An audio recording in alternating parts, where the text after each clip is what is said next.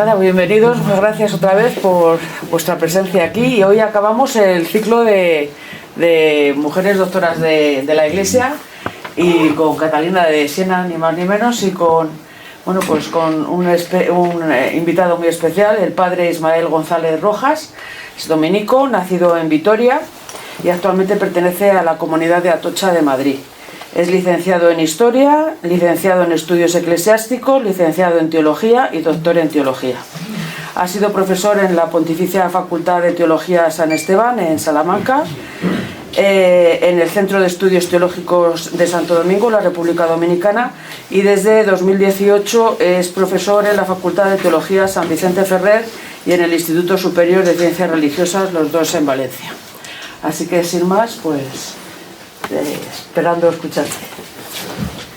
Bueno, pues muchas gracias. En primer lugar, muchas gracias a la Librería Diocesana que me habéis invitado, porque siempre es una... Creo que se me escucha bien, ¿no? Si queréis que grite más, me lo decís, ¿vale? Un poco. Sí, un poco más. Yo grito un poco más, no se preocupe. Siempre es un buen motivo que te inviten a dar una charla, aunque no seas un experto en el tema, porque es una excusa para que uno vuelva a releer cosas y vuelva a pensar algunas cosas, ¿no? Y además, porque en mi caso yo siempre que doy una charla, como estamos en un ámbito eclesial y en un ámbito de la espiritualidad, de alguna forma te hace recuestionarte cosas, te hace replantearte cosas. En este caso va a ser a la luz de una mujer, Catalina de Siena, como muy bien has dicho, la última de las, o la penúltima, pero la última en este ciclo, de las 4 grandes doctoras de la Iglesia. Voy a intentar estructurar la charla de lo más fácilmente posible. Quiero destacar algunos elementos. Vamos a rastrear un poquito la biografía para situarnos en el marco de la historia, porque nos movemos en un marco, en un siglo, que es el siglo XIV, y en un lugar muy concreto, que es Siena e Italia, con una conflictividad muy importante. Luego veremos por qué cito esto. Entonces, haremos un poquito una referencia a la biografía de Catalina, sin enrollarme yo mucho, porque lo que me interesa es rescatar su magisterio como maestra espiritual. Su magisterio como maestra espiritual. ¿Por qué digo esto?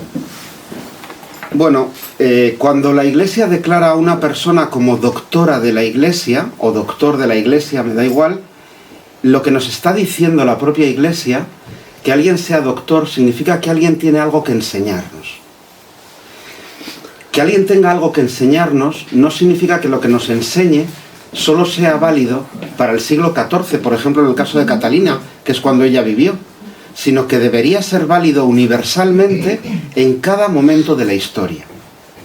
Quiero decir con esto que sería absurdo, sería inútil buscar a Catalina y conocer a Catalina solo como una mujer del pasado, que nada tiene que decirnos ahora, o que nada puede enseñarnos ahora.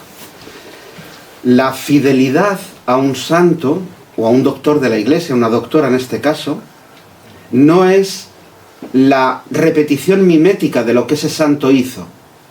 La fidelidad a un santo, como la fidelidad a un fundador o fundadora, estriba en entender las motivaciones profundas que movieron a esa persona a hacer lo que hizo, para que a nosotros hoy, siglos después, nos siga ayudando. Nos siga ayudando. Si me permitís, nos pasa igual con el Evangelio. El Evangelio no es una obra literaria exclusivamente del siglo I o del siglo I antes de Cristo. Tiene una virtualidad, y es que por la acción del Espíritu hoy me interpela a mí, en el siglo XXI. Bueno, pues yo quiero incidir especialmente en esto, de cara a explicar a Santa Catalina. Vamos a empezar por lo más básico. Es la última de esas 4 grandes doctoras: Hildegarda de Bingen, Santa Teresa de Jesús, Santa Teresita del Niño Jesús y la última, Santa Catalina. De las cuatro, ella comparte con las 3 anteriores que es mujer, pero nada más. No es monja, nunca fue monja. Fue terciaria o laica vinculada a la orden de predicadores, a lo que vulgarmente conocemos como dominicos o dominicas, pero nunca fue monja, ¿vale? Lo digo porque en las imágenes que podemos ir viendo de la representación iconográfica de Santa Catalina siempre aparece vestida con el hábito dominicano. Y muchas veces nos da la impresión, bueno, esta señora también fue monja. No, no lo fue, no lo fue. Y es importante destacarlo, ¿vale? ¿Cómo podríamos definir rápidamente a esta mujer, a esta doctora de la Iglesia? Mujer, laica, profeta, predicadora, maestra. Pero sobre todo, si algo hay que destacar de Catalina es que es una persona amante de Cristo hasta la saciedad, profundamente contemplativa, y explicaré lo que significa esto, porque parece contrario a su vida hiperactiva, profundamente contemplativa, profundamente amante de Cristo, profundamente amante de la Iglesia, no de la Iglesia ideal, no del imaginario que yo tengo de una Iglesia perfecta, no, de la Iglesia real, de esa que es pecadora, que falla, y eso nos viene muy bien en este momento de la historia donde también es complicado a veces amar profundamente a la Iglesia. Decía uno de mis profesores, de mis maestros, decía siempre, mira, no está bien que uno ame un carisma en el ideal, en el titular, en lo que cuentan los libros, porque eso no existe. Lo que existe es la persona concreta que vive ese carisma, que realiza esa vida. Y esa persona concreta, como usted y como yo, somos limitados, vulnerables, pecadores, y mucho, ¿vale? Y esto es un elemento muy importante. Y el último, y ya empiezo con su biografía. Cuando pensaba en esta charla o en este momento de encuentro y releía cosas de Catalina, y pensaba que estamos justo habiendo acabado un sínodo que ha durado más de 2 años entre preparación y ejecución del sínodo, un sínodo de la sinodalidad, donde entre otros muchos temas se ha hablado del papel del laicado, por ejemplo, se ha hablado del papel de la mujer dentro de la Iglesia, por ejemplo. Catalina, mujer y laica. Igual nos puede enseñar mucho y nos puede ayudar mucho a entender lo que queremos vivir como creyentes en esta barca, como diría ella, que es la Iglesia. Bueno, ella nace en el año 1347, allá por un 25 de marzo. Nace junto a otra de sus hermanas, eran gemelas. La otra, desgraciadamente, murió muy jovencita. Pensad que sus padres, la Madonna Lapa de Piacenti y Jacobo Benincasa, bueno, tuvieron 20 y tantos hijos, muchos hijos. Y ellas dos son las últimas de todos esos hijos. A los 6 años de edad, no me voy a entretener mucho en explicar esto para que podamos ver más cosas. A los 6 años de edad es cuando, según nos cuenta su biógrafo, este señor de aquí, que se llama Raimundo de Capua, ese libro de ahí, ¿verdad?, que es el que hace la biografía, porque la orden de predicadores, los frailes especialmente, le ponen un director espiritual por miedo. Una mujer tan valiente, tan valerosa, que genera todo un círculo de discípulos a su alrededor. Bueno, le ponen un director espiritual, un confesor, un acompañante, ¿no? Raimundo de Capua. Ella no lo ve como un problema. ¿Cuántas veces en la vida nosotros, cuando nos coartan o nos hacen cosas, lo vemos como una dificultad, como un problema, ya me quieren atar? No, ella lo ve como una gracia de Dios, como una gracia de Dios. Y la historia nos dice que lo fue, porque si no fuera por él, que sabía escribir, porque Catalina era analfabeta, si no fuera por él, no tendríamos muchos elementos para conocer su vida y su obra, ¿no? Bueno, a los 6 años de edad, como digo, ella tiene su primera experiencia extraordinaria, que va a condicionar toda su vida. De alguna manera se le aparece Cristo. Yo sé que estos elementos extraordinarios son difíciles de comprender. Luego los vamos a situar más en algo que nos sirva a nosotros, sin negarlos, porque dar se dan, ¿no? Se le aparece Cristo vestido como papa, como pontífice. Esto tiene importancia, dice ella en un momento. A partir de aquella visión, lo cuenta Raimundo de Capua, dejó de ser una niña. Tenía 6 años. Recuerden, o les digo ya, murió con 33. Había que madurar rápido. Y estamos en el siglo XIV. Y era la 20º de una familia. Había que madurar rápido. En ese momento, Catalina de Siena intenta cortarse el cabello. Tenía un cabello largo, decían que era muy bella, muy guapa. Intenta cortarse el cabello e intenta hacerse pasar por un muchacho, por un varón. ¿Para qué? Porque quería ser fraile. No quería ser monja, quería ser fraile, fraile dominico. En vista de lo imposible, decide hacerse una especie de vida interior mucho más profunda, mucho más rica. Una especie de vida eremítica. Veremos que luego nada tiene que ver con su hiperactividad, ¿no? Se aísla en rincones de la casa. Sus padres pretenden casarla, pero ella se aísla en rincones de la casa. En algún momento de su vida se interna en un bosque y experimenta otro fenómeno. Cuenta su biógrafo. Llega la noche, cae en éxtasis, se encuentra fuera de la ciudad, con las puertas de la ciudad cerradas, pero puede volver de un modo extraordinario. A los 7 años decide desposarse con Cristo, con Jesús, y lo hace ante la imagen de una virgen. Decide desposarse con Jesús y lo hace ante la imagen de una virgen. Ahí veis, por ejemplo, el largo cabello de Catalina de Siena y cuando se lo corta, ¿no? Es una imagen recreada, una pintura recreada, ¿no? Todas las medidas que ella toma, cortarse el cabello, etc., son medidas muy ascéticas, que además le conllevaron la reprimenda muy dura de sus propios padres. Reprimenda muy dura. A los 17 años, voy saltando rápido, tiene la visión de Santo Domingo y decide ingresar en lo que se conoce como los laicos dominicos, laica en su caso, que en el contexto italiano, ella nace en Siena, se denominaban las mantelata. Mantelata, ¿por qué? Porque los dominicos llevan una capa negra que les cubre, como una manta que les cubre, mantelata, ¿vale? La cubierta. Decide entrar en la Orden Tercera de Santo Domingo, pero lo hace sobreponiéndose a la crítica y al rechazo que recibe de su propia familia e incluso de algunos frailes que en el convento que estaba muy cerquita de donde ella nace en Siena, hay algunas imágenes aquí de la ciudad de Siena, muy cerquita, ya la conocían y rechazan eso, ¿no? ¿Cómo vive esa identidad de laica dominica? Lo hace en un régimen de vida muy intenso de oración, y también de penitencia, de sufrimiento.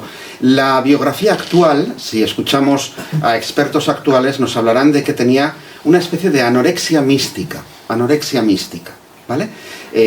Se mezclaban unos elementos con otros y no es fácil de clarificarlo, ¿no? Pero en ella va configurando de algún modo una gran personalidad. Una personalidad que le lleva a ser no solo una gran terciaria dominica, una gran laica dominica, sino líder. Le lleva a ser madre, le lleva a ser centro de una familia espiritual que dura hasta hoy. Hay un movimiento, especialmente en Italia, los caterinianos, que continúan el magisterio espiritual de Catalina de Siena. Su experiencia también de lo humano, de la humanidad, es profundamente rica.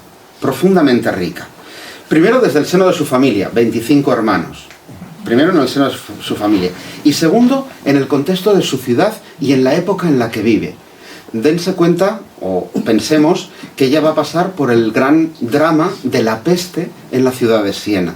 Lo que le va a suponer, en 1374, le va a suponer contemplar el sufrimiento humano, y no va a ser indiferente. Catalina de Siena va a ser una profunda activa en el cuidado de lo vulnerable. Ya tenemos un primer rasgo. He dicho antes, era contemplativa, muy contemplativa. No se opone. Ser contemplativo no se opone a cuidar lo vulnerable, a ayudar al otro, ¿vale? La formación espiritual en su vida lleva la impronta, pues primero de la realidad histórico y social, grandes revueltas, grandes problemas, pero también la impronta dominicana. Una impronta que está marcada especialmente por la búsqueda de la verdad. Eso va a estar siempre en ella rematadamente marcado. Hasta el punto que uno de sus grandes gritos que la escucharemos decir es: si fuerais lo que tenéis que ser, no pasaría lo que está pasando. Y se lo dice no a un laico no, se lo dice a grandes personajes, se lo dice a sus hermanos, a los frailes, sean sacerdotes o no. Si fuerais lo que tenéis que ser, si fuerais coherentes en la vida, no pasaría lo que está pasando. O, paralelamente a eso, en otro momento ella dirá, por haber callado lo que no había que callar, estamos en la situación que estamos. Es decir, Catalina tiene una fuerza y una vivencia de la coherencia interna por esa búsqueda de la verdad, por esa pasión por la verdad, por ese amor a Cristo, que le hace ser muy profética, muy capaz de denunciar lo que es injusto o lo que no es coherente con el Evangelio. Vuelvo a repetir para que no se nos olvide, es laica. Es laica. No lo está haciendo desde ninguna tribuna, ningún pedestal, ni ningún púlpito. Y se lo está diciendo a todos, desde el Papa, los cardenales, obispos, frailes y laicos. A todos. Incluido dirigentes políticos. ¿Vale? En 1377, en Roca de Orcia, escribe el Diálogo, su obra cumbre, el Diálogo. Solo hay como dos grandes obras en Catalina, dos grandes grupos de obras. Por un lado, ese diálogo de la Divina Misericordia, que es un diálogo que tiene Dios con ella constantemente, una especie de diálogo, difícil, porque el lenguaje es del siglo XIV, complejo, pero muy interesante, con una profusión de imágenes tremenda, tremenda. A Cristo, y en eso nos ayuda, porque las imágenes a veces, igual no entendemos la idea, pero sí que la imagen nos ayuda a entenderla. A Cristo le va a llamar puente, le va a llamar médico, le va a llamar camino. A la Iglesia la va a entender como barca, ¿no? Muy evangélico todo esto, ¿no? La barca de Pedro, ¿no? Bueno, pues en 1377 dicta, porque ella no escribe, ella no sabe escribir, dicta el Diálogo de la Divina Misericordia. En 1380 tiene esa visión que incorpora el diálogo de la Iglesia como la barca de Pedro. He dicho, escribe dos grupos de cosas. Por un lado el diálogo de la Divina Misericordia y por otro lado una multitud inmensa de cartas. Inmensa. Más de 380 cartas a todo tipo de personas. Mujeres, varones, clérigos, no clérigos, políticos, reyes, a todo tipo de personas. Si alguien quiere entrar o introducirse en el ámbito de Catalina, quizás la manera más sencilla, porque es un lenguaje más coloquial, es empezar por las cartas. Es más fácil que por el diálogo de la Divina Misericordia, ¿no? El carácter contemplativo radical no le impide para nada llevar una actividad apasionada, apasionada por lo político, por lo eclesial y, en definitiva, por todo lo humano. Una actividad apasionada. Y eso es la muestra más clarividente de esa perfecta fecundidad que da la vida interior.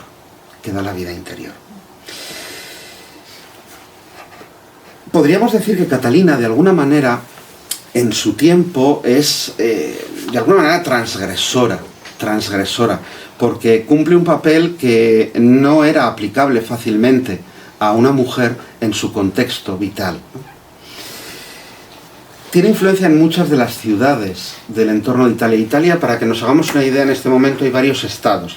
Italia está dividida en diferentes estados y hay una lucha constante entre los diferentes estados que conforman Italia. Incluso en esa lucha también está metido el Vaticano, entre comillas, y el Papa.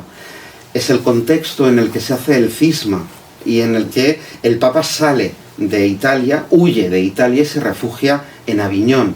Es un siglo en el que va a haber 2 y hasta 3 papas a la vez. Hasta 3 papas a la vez. Unos legítimos, otros no, ¿no? Bueno, en ese momento, en ese contexto de esas ciudades, entre los años 1371 y 1372, tiene una gran influencia en el ámbito de la política, sobre todo con sus cartas a personalidades del gobierno y de la Iglesia. Italia, como os decía, estaba afectada por una rivalidad tremenda entre las ciudades. La sociedad había quedado herida por la peste también. La Iglesia estaba muy secularizada, algo que nos parece que es hoy. No, hemos pasado por muchos periodos muy diferentes, ¿no? La Iglesia estaba muy secularizada en todos sus estamentos, desde el Papa donde ostentaba sobre todo poder político, pasando por las órdenes religiosas, muy relajadas. El siglo XIV dará lugar a lo que después, en el XV, inicia esa edad de oro de España, en el ámbito de la mística, de la Reforma, Santa Teresa de Jesús, que habéis visto como doctora de la Iglesia previamente, ¿no? Para que esa reforma que en España se sitúa en torno al siglo XV y XVI, en Italia es en el siglo XIV, ¿vale? Esa reforma espiritual. Las órdenes estaban muy relajadas, el pueblo estaba muy mal servido por parte del clero, muy mal servido, muy mundanizado el clero. El fenómeno global tuvo una imagen de excepción en el escándalo que suponía la residencia del Papa en Aviñón, novedad que ocurrió unida a esa división, a ese cisma. En 1374, el capítulo general de la Orden de Predicadores de los Frailes designa a ese hombre, Raimundo de Capua, como asesor espiritual de Catalina, cosa que ella, como os decía al principio, considera una gracia de la Virgen María, una gracia de la Virgen. Defiende a Urbano VI como papa en un momento en el que hay varios que se autoproclaman o se autoconsideran el papa de la Iglesia, ¿no? Y defiende a Urbano VI como verdadero papa. En este siglo XIV, tenemos otro dominico muy importante, también con este mismo problema del papado, que es San Vicente Ferrer, que también se tendrá que posicionar con esa historia, pero no voy a entrar en ella. Bueno, y termino el aspecto biográfico diciendo que muere un 29 de abril de 1780 a la edad de 33 años. A la edad de 33 años. Sí, he dicho 1380, ¿verdad? 1380. He dicho, es que estaba pensando, ¿qué he dicho yo? 1380, a la edad de 33 años. Bueno, Pío II, papa, un papa renacentista, la eleva a los altares, canonizándola el 28 de junio de 1461, ¿vale? No llegó a un siglo después, más o menos, ¿vale? La canoniza en 1461. El 4 de octubre de 1970, el Papa Pablo VI la declara doctora de la Iglesia. Es decir, que su magisterio tiene algo que enseñarnos. Y posteriormente será el Papa Juan Pablo II quien le otorgará el título de copatrona de Europa. Para ese momento, Catalina de Siena ya era patrona de Italia, junto a San Francisco de Asís, ¿vale? Copatrona de Europa. ¿Por qué ese copatronato de Europa? Bueno, pues porque de alguna manera su actividad y su magisterio tiene relación con la configuración de Europa. Lo mismo le va a pasar a los otros copatronos de Europa, ¿vale? Como... se me ha ido el nombre ahora. Bueno, como las otras copatronas de Europa, ¿vale? ¿Qué podemos decir de Catalina? A nivel más interno o que nos pueda ayudar a nosotros a entender mejor bueno, lo que de alguna manera ella nos quiso transmitir. Rompe los esquemas, como os decía, de una mujer medieval. Su proyección es tremenda, no solo dentro de Italia, no solo dentro de Siena, sino en toda Italia y en toda Europa, ¿no? Y en un momento en el que no había medios de comunicación tan veloces como los tenemos ahora, ¿no? Pero sus noticias, que pasaban de boca en boca, llegaron a muchos lugares, ¿no? Esta idea de ser una mujer transgresora no obsta para nada en entender que Catalina era una mujer de una gran sensibilidad, de un profundo corazón que se deja impresionar por los problemas de su tiempo. Y además, no solo se deja impresionar y luego se queda tal cual, sino que lo que hace es incorporar la problemática de su tiempo, por eso esa hiperactividad, en su corazón. Y aquí señalo otro elemento importante. Esa actitud contemplativa a veces nos lleva, y en la Iglesia siempre ha sido un riesgo a lo largo de toda la historia, a veces nos lleva a entender lo contemplativo como la huida del mundo, la huida del compromiso o la huida de la realidad. O para ser contemplativo tengo que estar a gusto, bien, tranquilo y que nadie me moleste. No, la contemplación precisamente te lleva a encarnarte mucho más en la vida y a hacer tuyos todos y cada uno de los problemas que hay fuera de ti, ¿no? Y los hace propios, ¿no? A través de su amplio epistolario, como os he dicho, más de 380 cartas, nos damos cuenta que en ella cabe el amor, el interés, el cuidado, el compromiso, por todos y cada uno, desde su madre, desde sus hermanos. Uno de sus hermanos no la podía ni ver y acaba adorándola, pero tuvo unas batallas tremendas con ese hermano, porque no la podía ni ver, ¿no? Su madre, sus hermanos, el Papa, los cardenales, religiosos, gobernantes, malhechores, asiste a una pena de muerte y hace que el condenado acabe proclamando la piedad a Cristo en el momento de la muerte. Se relaciona con reinas de Europa, con prostitutas, con santos o futuros santos, con príncipes. ¿Qué nos quiere decir esto? Que Santa Catalina es una mujer que dialoga, que no tiene miedo a encontrarse con el otro, por muy diferente que sea, por muy destrozada que esté su vida, dialoga con el otro. Y dialoga desde su amor a Cristo, desde su profunda pasión por Cristo. Por Cristo. Nada le es ajeno al corazón de Catalina. Nada. ¿Por qué nada le es ajeno al corazón de Cristo? Al corazón de Catalina. Porque al corazón de Cristo tampoco nada le es ajeno. Para Jesucristo no somos un número más, como lo podemos ser para la administración pública. Somos una persona concreta. Y hay una relación personal con cada uno. Fijaros, en el diálogo de la Divina Misericordia, hay un momento que Dios le dice: tú, Catalina, eres otro Cristo para mí. Otro Cristo para mí. No nos quedemos con la idea solo, digamos, histórica de Cristo, sino con la idea de lo que significa ser Cristo para los demás. Pensemos en la dinámica sacerdotal de la actuación en Cristo, la in persona Christi, cuando celebramos la Eucaristía, ¿no? Nada le es ajeno. Demos un salto. Llegamos al Concilio Vaticano II y la Constitución Dogmática Pastoral de la Iglesia, Gaudium et Spes, dirá: los sufrimientos, las esperanzas, los llantos, las alegrías y los gozos del mundo son los mismos llantos, alegrías y esperanzas de la Iglesia. No nos puede dar igual el mundo, porque a Catalina tampoco le dio igual, ¿no? Porque a Cristo no le da igual, ¿no? Su personalidad le lleva a ser merecedora de reconocimientos, múltiples reconocimientos, títulos, que nos animan a intentar entender y releer su vida buscando las motivaciones profundas, no el elemento anecdótico. Esto es muy importante cuando nos acercamos a la vida de los santos, ¿no? Sus experiencias, su relación con el lenguaje en nuestro tiempo y en su tiempo, ¿no? ¿Qué nos puede enseñar? ¿Cómo entender la fuerza y la originalidad que aparecen en Catalina de Siena? Bueno, voy a centrarme en una idea fundamental que me parece quizás lo que más uno de los elementos que más nos podrían ayudar a día de hoy. En la biografía he intentado señalar cómo Catalina quiere vivir una vida interior, profunda, con Cristo. Tiene esa visión mística del desposorio con Cristo. Por eso algunas veces la vais a ver, pues eso, intercambiándose las alianzas, Cristo y Catalina de Siena, ¿no? Otras veces la vais a ver con el corazón en la mano representada, ¿no? Es decir, ahí por ejemplo la tenemos con el corazón en la mano, el crucifijo, mirando la pasión de Cristo, ¿vale? Y esta, que es una imagen que a mí me gusta mucho, que es cuando Catalina tiene la visión de que cuando ella reza, Cristo va a su lado orando con ella, ¿no? Bueno, Catalina quería vivir esa dimensión y se encuentra con la oposición de su familia y hasta de los frailes en ese ingreso a la Orden Tercera que quería hacer.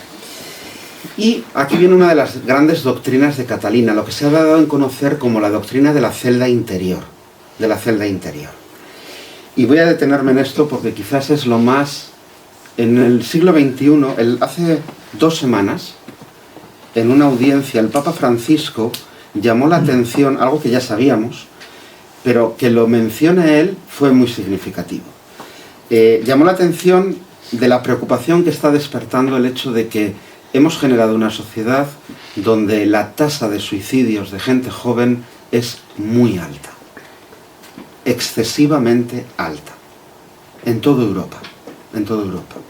Y hablamos de gente muy joven, desde los 12, 13 años hasta los 20 y tantos años. Gente muy jovencita, ¿no?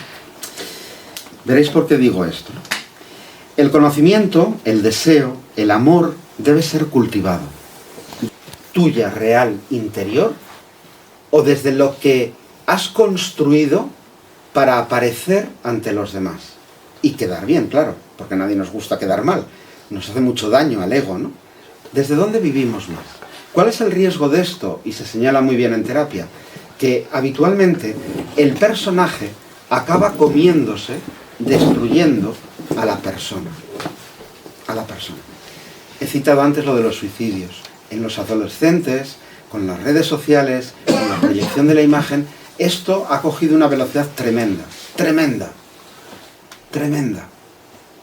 Y hace tanto daño, hace tanto daño.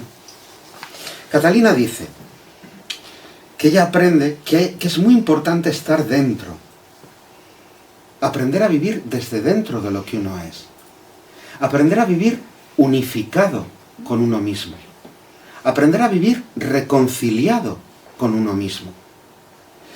Otra expresión que ella utiliza, aprender a no vivir derramado constantemente.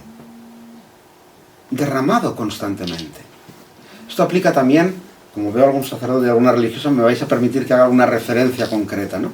Aplica también a nuestro contexto actual eclesial.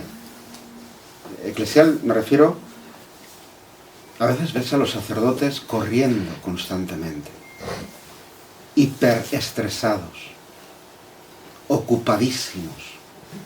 A las religiosas y religiosos exactamente igual. Exactamente igual. Y ella saca esta doctrina muy interesante de lo que ella llama la celda interior. La celda interior. Es decir, ese espacio en el que a uno se le permite la posibilidad de vivir unificado personalmente y descubrir que Dios es lo más profundo de mí mismo. Que Dios no está fuera, que Dios está en ti. En ti. A veces en la parroquia les digo a las señoras que qué cómodo nos ha resultado eso de meter a Dios en una cajita. No estoy en contra del sagrario, meter a Dios en una cajita, y así le tenemos localizado. Ya sabemos dónde está, de ahí no se mueve, que no se escape, y cuando le necesitamos vamos allí.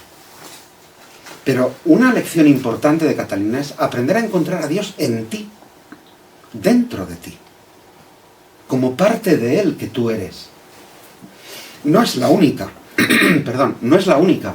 En este mismo siglo XIV tenemos toda una corriente mística en el entorno de Alemania, de los Países Bajos, también en la orden dominicana. El maestro Eckhart, Enrique Susón, Juan Taulero, que están hablando de lo mismo, de lo mismo. Aprender a vivir unificado, personalmente, descubrir que Dios es lo más profundo de ti. Y le dice en ese diálogo de la sabiduría, le dice el padre a Catalina, ¿por qué te extrañas que te diga el alma es el cielo, si sabes que en ningún lugar habito tan plenamente como en el centro de tu alma? ¿Por qué te extrañas? No es nada heterodoxo, ni nada fuera de la tradición más profundamente teológica en la Iglesia. San Agustín ya lo decía, San Anselmo lo volvió a decir. ¿Cómo tú vas a Dios a decirle, Dios ven a mí, Dios ayúdame, Dios acompáñame, si tú nunca estás en ti? Si tú vives constantemente para afuera, si tú no habitas tu interior, no descubres tu interior. Muchas veces no lo descubrimos a día de hoy, siglo XXI, porque no nos gusta, porque no nos vemos bien, porque no hay forma. Catalina va a dar respuesta a esto, va a decir cómo hacer esto, porque todos tenemos nuestro establo que huele mal y donde guardamos, todos tenemos un trastero en la vida, todos, dentro de nosotros. ¿Cómo lo va a hacer? Bueno, repito, ¿por qué te extrañas que te diga que el alma es el cielo, si sabes que en ningún lugar habito tan plenamente como en el centro del alma? El silencio, la oración, el contacto continuo con Dios en lo más profundo de ti, de tu celda interior, es lo que te va a conducir a la visión más clara de ti misma y de las cosas. ¿Para qué sirve esto en nuestro mundo de hoy? Pues mirad, entre otras cosas para que cuando nos relacionamos con nosotros mismos no lo hagamos solo fijándonos en lo que aparece. Y sobre todo, para que cuando nos relacionamos con los demás, o con la historia, con el mundo, no lo hagamos solo desde lo que aparece. A mí me da mucha tristeza, mucha, cuando escuchas a creyentes, a cristianos, y es verdad que el mundo está mal. Está complicado, es verdad. Pero no podemos renunciar a este mundo, ni a esta humanidad. Porque es por este mundo y por esta humanidad por la que se entregó Cristo, por la que se encarnó Cristo.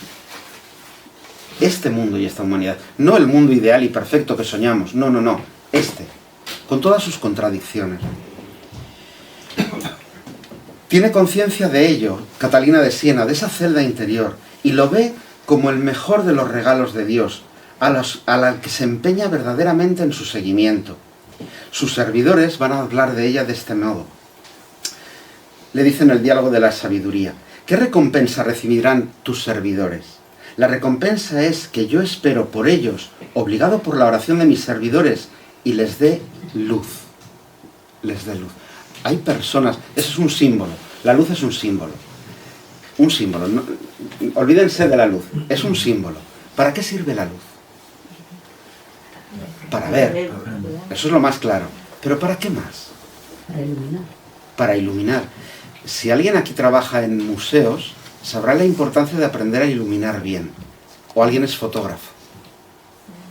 Porque si tú iluminas mal, haces que el otro aparezca horrible. Cuando Catalina le dice, para que yo, hablando Catalina, ¿no?, sea luz para el mundo, sea luz para los demás, lo que está diciendo es, yo tengo que aprender a iluminar la realidad para que no aparezca solo lo horrible, lo feo, sino lo bello de la realidad. Pero ¿para qué más sirve la luz? Aquí es que ya sois todos muy talluditos. Entre talluditos y consagradas y célibes no vamos a hacer mucha carrera. Si fuerais jovencitos y tuvierais hijos recientemente, o algunos seréis abuelos, a los niños pequeños, cuando tienen miedo, ¿qué se les hace? Dejar una luz, dejar la luz, ¿verdad?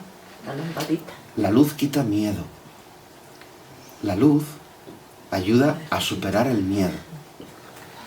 Bueno, pues el ser luz de Catalina, en medio de un mundo, he dicho, con conflictos políticos, revueltas sociales, la iglesia destrozada, el papa fuera de donde tiene que estar, otro papa por el otro lado. En medio de todo eso, ser luz, eso sí que es un regalo. Eso sí que es un regalo.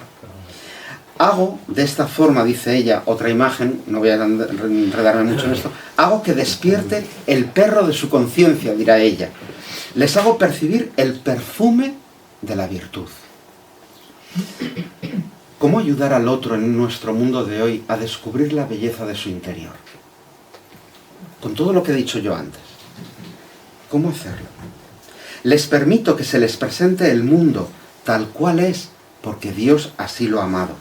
Por estos y muchos otros modos que a la mirada humana resulta difícil comprender, y ni lengua puede narrar, ni corazón pensar, conocen cuantos son los caminos y modos que por puro amor utilizo, habla Dios, utilizo para llevarles a la gracia, a fin de que mi verdad tenga en ellos su plenitud.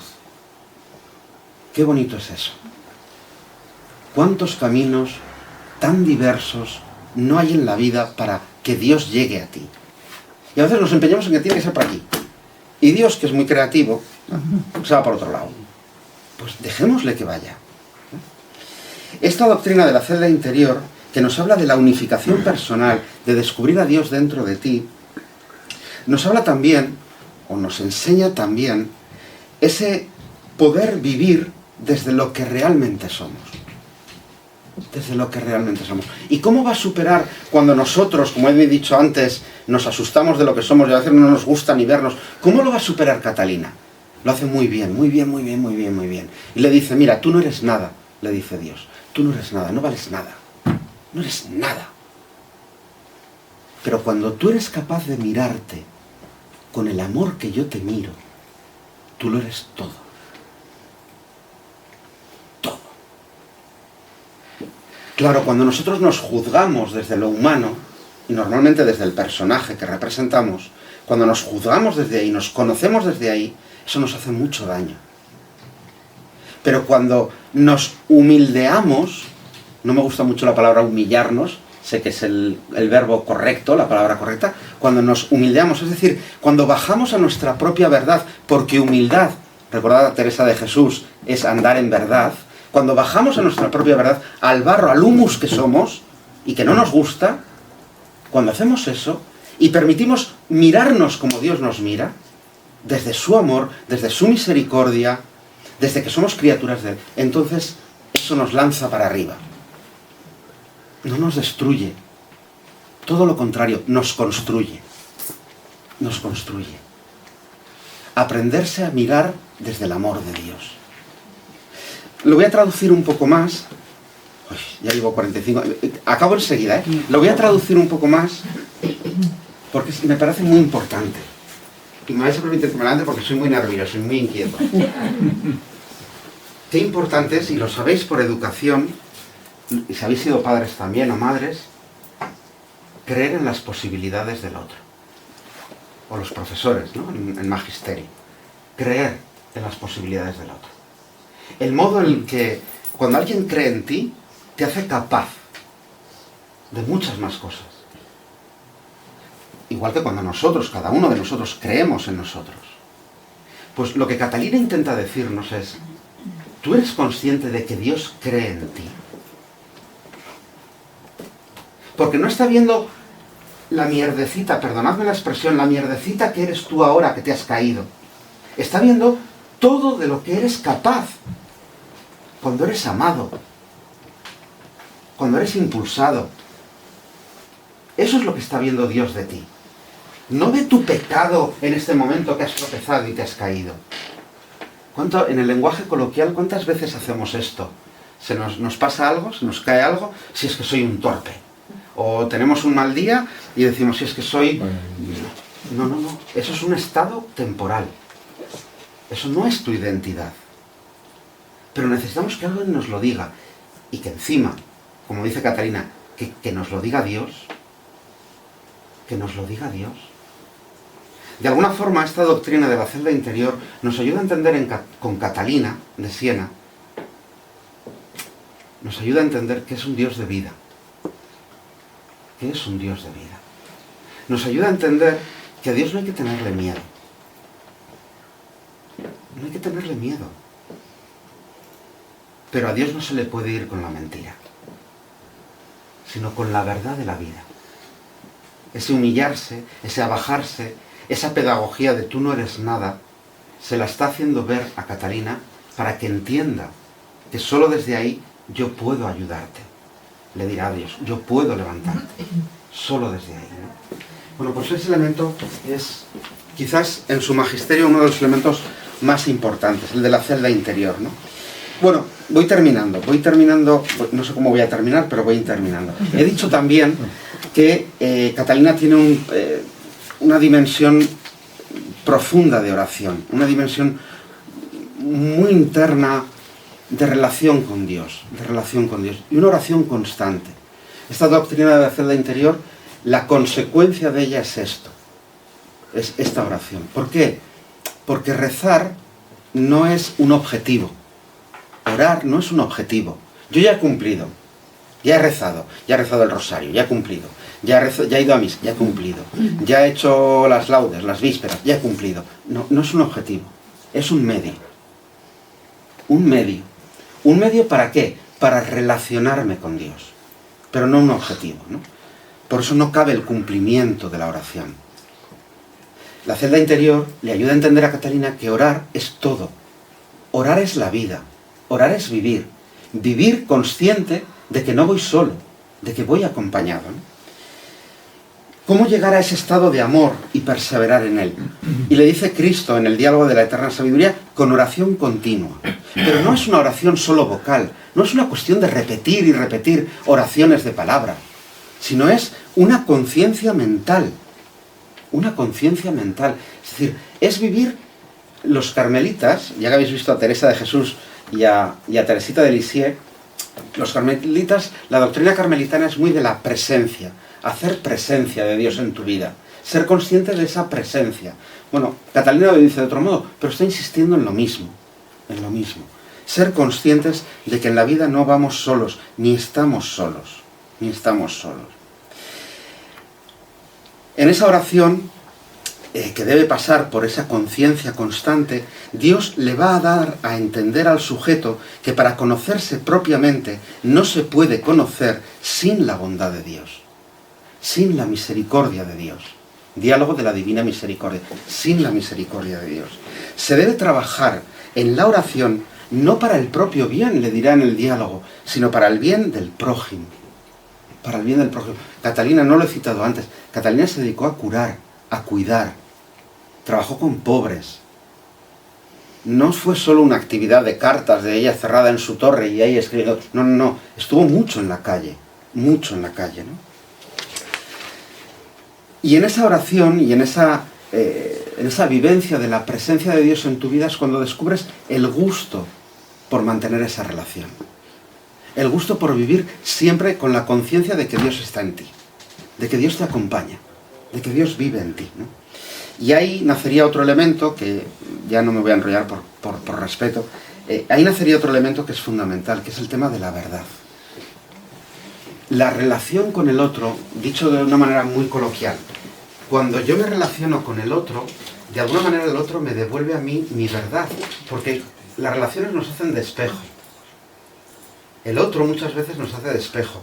¿Y qué nos pasa en la vida? Que cuando yo me veo reflejado en el otro, cuando lo hago solo humanamente, a veces no me gusta. Porque me estoy viendo en el otro.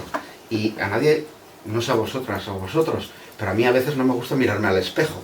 Y eso rompería el espejo. En las relaciones pasa lo mismo. Entonces, esa dinámica de oración que he dicho, junto con toda la doctrina de la celda interior, le ayuda a Catalina a configurarse como espejo para los demás. Pero un espejo que no solo devuelve una imagen que el otro ve, sino devuelve el amor que Dios refleja en su vida de esa persona. Termino. Qué interesante sería que cuando nosotros nos contemplamos al otro, de alguna manera descubriéramos lo que hay de Dios en el otro. O lo buscáramos al menos. ¿Qué hay de Dios en el otro? Bueno, no me da tiempo a más porque no puedo enrollarme a explicar más cosas y porque tampoco sabía el auditorio que iba a haber, entonces no quiero enrollarme más. Pero me gustaría terminar insistiendo en esto, ¿no? Es decir, no tenemos que hacer lo que hizo Catalina, porque ella ya lo hizo en el siglo XIV, pero sí podemos aprender de las motivaciones que ella le movieron.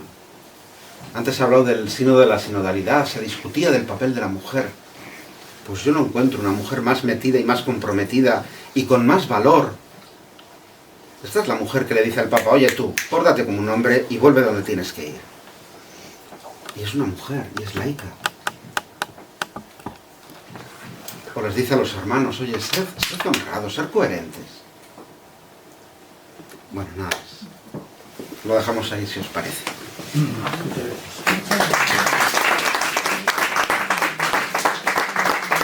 Patrona. Patrona, ¿esto cómo funciona? ¿Cómo ha funcionado? ¿Qué frutos está dando? ¿Cómo se vive? Se me ocurre hacerte la pregunta al revés a ti. Venga. ¿Qué frutos está dando el Evangelio? ¿Qué frutos está dando la santidad de tantos hombres y mujeres en la Iglesia? Pues da fruto en la medida en que confiamos en esa intercesión. Da frutos en la medida en que hacemos nuestro lo que esos, en este caso, esos patronos o copatronos de Europa han intentado hacer en Europa. Por ejemplo, un San Benito, que es patrón de Europa también, ¿no? O Santa Brígida de Suecia, me parece, que también es copatrona de Europa. ¿Qué pretendieron? Pues pretendieron en momentos donde las cosas eran complicadas, primero no dividir. Ayudar a Europa a recordar su raíz, de dónde venía, su configuración. Intentar una vida en paz. San Benito habla de las ciudadelas de Dios. Cuando él funda monasterios, no los funda porque quiera retirarse y huir, sino habla de ellos como unas ciudadelas, es decir, como la posibilidad como un ejemplo, la posibilidad donde yo puedo vivir aquello que realmente, si hacemos caso al Evangelio, queremos vivir. Como el mundo estaba como está, vamos a intentar eso. ¿Qué frutos da? No lo sé. Yo no puedo decir cuál es la acción que hace el Espíritu a través de los patronos de Europa en Europa.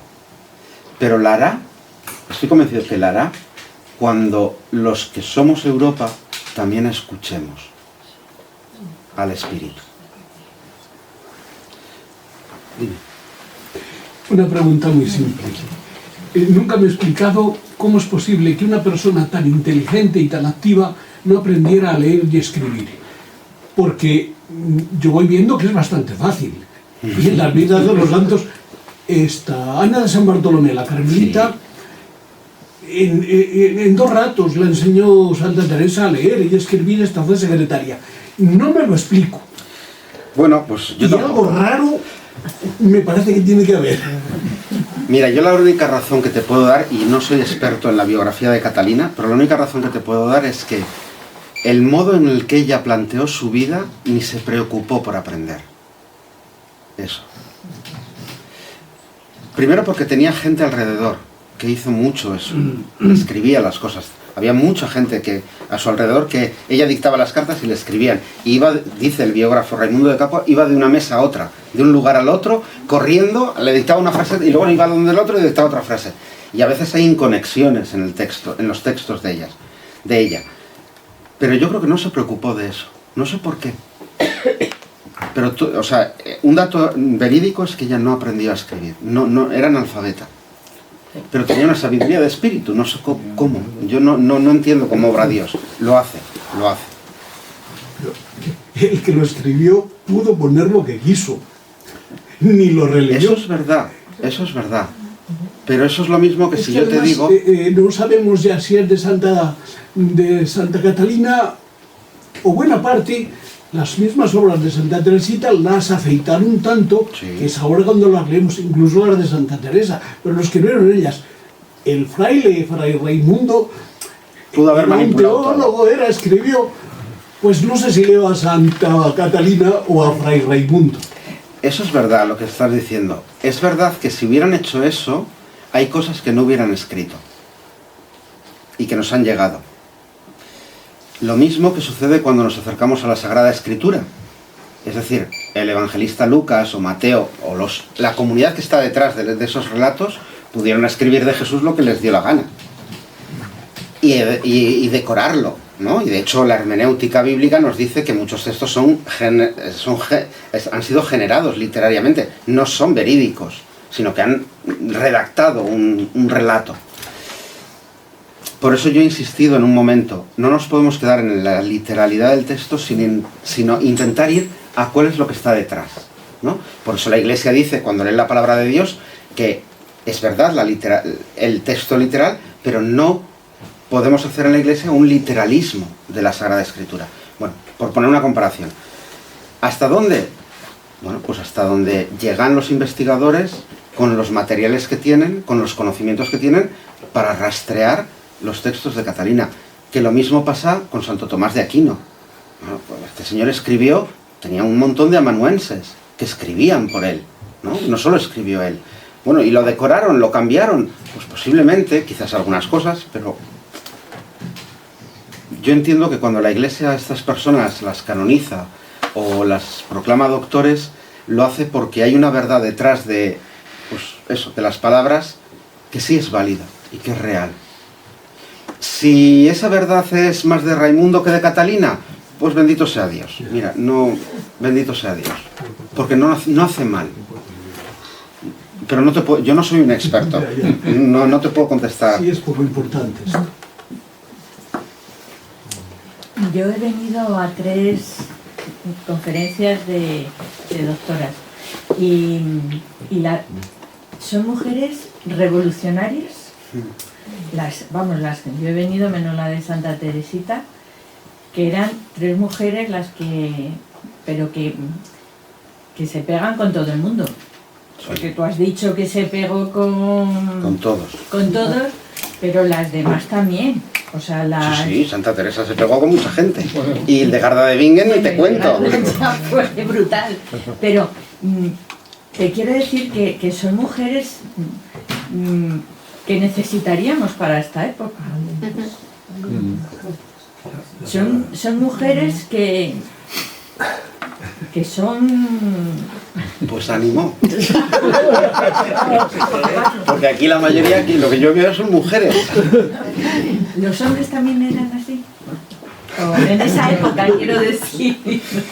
Pues habría de todo, habría de todo. También en mujeres habría de todo. Pensad, una Teresa de Jesús, sus propias hermanas, sus monjas, le hicieron la vida imposible en más de una ocasión. A San Juan de la Cruz, sus propios hermanos se las hicieron pasar. Quiero decir, en la historia hay de todo, de todo. ¿Que necesitamos este tipo de hombres y mujeres? Yo creo que los hay. A veces no llegamos a verlos, o a conocerlos, o a escucharlos, o a escucharlas a ellas, ¿no? Pero yo creo que lo hay. También, bueno, pues este momento de la historia no es fácil. No es fácil. Pero el mundo como está igual de mal o peor que cuando estaban ellos. O sea, es muy parecido, o sea, y yo es lo que digo, estas mujeres en esa época, fíjate lo que decían y lo que hacían, y ahora con todas las posibilidades que tenemos nosotros, no hacemos nada. Sí, yo no te puedo responder, o sea, ahí no te puedo responder, pero quiero decir... No, sí, es una reflexión que me hago yo misma. Yo esa misma reflexión me la hago, y yo pienso si, y lo hablo personalmente, no le colgo el San Benito a nadie, ¿no? Quizás es que yo no estoy tan enamorado de Cristo como creo. Para no arriesgarme a perder nada. Quizás cuando como vida religiosa o como iglesia estamos tan quietos, No te muevas. porque igual tenemos mucho miedo a perder. Igual estamos muy acomodados. Me lo pregunto a mí mismo, ¿eh? Luego hay ejemplos de entrega que dices, cuando el tema de Irak, los mártires del norte de África, dices, a mí me viene ahí un señor con un cuchillo a cortarme el cuello y yo no sé si saldría corriendo, ¿eh?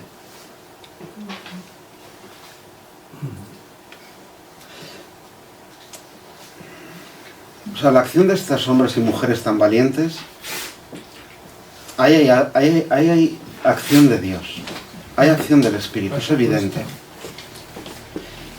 Y creerse lo que viven. Pienso, por ejemplo, una Santa Teresa de Jesús cambió el modo de entender la vida religiosa. Santa Teresa de Jesús, cuando funda sus primeras comunidades, en Ávila, dice, la quiero sin renta. Eso era impensable. ¿Cómo no mandar a tener renta a unas monjas? Para que las mantengan, para que puedan rezar, para que... ¿Cómo que no? Pero claro, tener renta lleva por debajo otras obligaciones, como cuando tú aceptas determinadas cosas, pues hay un compromiso con aquello que has aceptado. Lo que está buscando Teresa es libertad, para ser auténticos. Yo me miro a mí, o miro a mi congregación, a mi orden religiosa, o miro a la iglesia y digo, ¿cuántas veces estamos hipotecados? No lo sé. No lo sé. Por eso hay pocos colegios católicos. ¿Que hay pocos? Que por eso hay pocos colegios católicos. Íntegros. Sí, no sé. Sí, lo he visto. Yo también me he dado cuenta de que los mártires que hemos tenido hace 90 años, aunque no dijesen mucho, pero nos dieron el testimonio de la fe. Por lo tanto, el testimonio de la fe vale casi más que 1000 palabras. No sé. También, para mí. O sea, por ser positivo, yo creo que si ahora hubiera esa situación también tendríamos mártires, por la fe. No me cabe la menor duda. De gente que entregaría la vida. Yo quería decir que también es que tenemos que mirar muy a las personas que están a nuestro lado, que a veces no las miramos. Y yo ahora mismo estoy pensando en una persona que tiene una valentía en su vida y no es excesivamente religiosa, pero cómo atiende a los demás, cómo les cuida, cómo deja su poco dinero en favor de ellos, y lo tenemos a nuestro lado pero no lo valoramos. Yo creo que también hay mucha gente valiente, pero que los que estamos acomodados, pues no vemos, porque claro, es que estamos muy... ¿Quién se mueve para que...? O lo vemos después. Quiero Por decir, eso, pero- Jesús de Nazaret, me refiero, vivió en la Palestina del siglo I, allá en esa zona, y después fíjate lo que ha nacido, ¿no? Es verdad que es el Hijo de Dios, no es un santo cualquiera, es el Hijo de Dios. Santo Domingo, pues estuvo solo, perdido, en Prulla, en Fanjó, durante 7 años, aquello no salía, el obispo se le marchó, y después, mira, hoy la orden está en donde está, o las carmelitas, me da igual quién, ¿no? A veces los frutos nosotros tenemos que sembrar, como decimos habitualmente, pero no somos los que tenemos que recogerlo.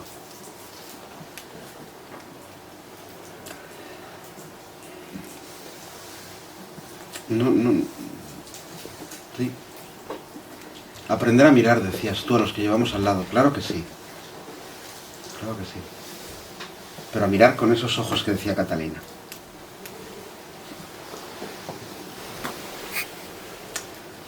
¿Algún comentario, alguna pregunta más? Dar las gracias, aunque llega muy tarde, y me ha encantado lo que he escuchado, y dar un aliento de esperanza, porque realmente hay muchísima gente que ayuda. Y en nombre de Cristo, yo visito a un matrimonio en la Cañada Real que han decidido entregar su vida para cuidar a los más pobres, cuidan a esquizofrénicos, exconvictos, alcohólicos. Han hecho una casa allí y cuidan de 40 personas, un matrimonio que ha tenido la tercera niña allí mismo. Entonces, y lo decidieron entregar su vida a los pobres, y realmente hay gente que lo hace, por supuesto. pide oración para ellos. Por supuesto que la hay, sí, eso es evidente. Esa gente es luz. Claro que lo es. Lo que dice Catalina, ahí, sí. esa gente es luz. Y muchos de vosotros sois luz, seguramente en vuestros entornos, ¿eh? Seguro. Seguro que quizá para un marido, para un hijo, para alguien, para un vecino, para una hermana, para un... Quizás algunos, o todos, de alguna manera también somos luz, ¿eh? Porque todo eso, que es el quehacer, no nos podemos olvidar, porque eso es Catalina, de que lo que le precede es el ser capaz de verse a uno mismo amado. No podemos olvidar eso, porque si no entramos en el juicio. Lo que decía ella ahora cuando hablaba, dice, bueno, también hay gente que ayuda y hay muchas... Claro que la hay, por supuesto que la hay. Y luego tenemos el riesgo de caer en un... Porque el mundo es así, o nuestro mundo occidental, en algo mercantilista o hiperproductivo. La fe no es una cuestión de productividad ni de mercantilismo.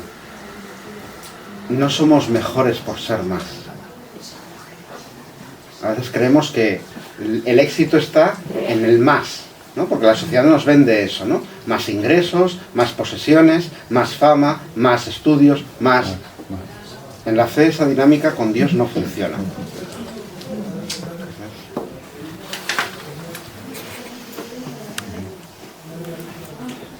Bueno, pues muchas gracias por habernos escuchado.